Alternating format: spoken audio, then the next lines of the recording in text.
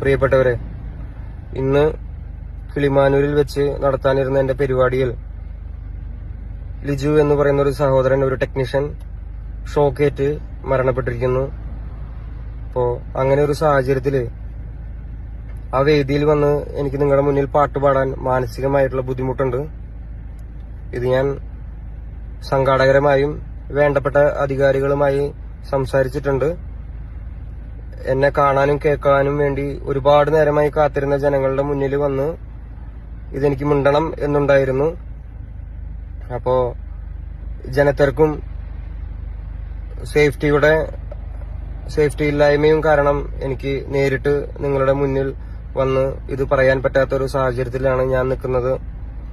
എന്റെ പ്രിയപ്പെട്ടവരായ നിങ്ങൾ ഇത് മനസ്സിലാക്കുമെന്നും സംയമനം പാലിക്കുമെന്നും ഞാൻ വിശ്വസിക്കുന്നു. ഇതിനും വലിയൊരു വേദിയിൽ, ഇതിനും സുരക്ഷാ സംവിധാനത്തോടു കൂടി ഞാൻ നിങ്ങളുടെ മുന്നിൽ ഇനിയും വരും. നിങ്ങളെക്കാൾ കൂടുതൽ വിഷമം എനിക്കുണ്ട്.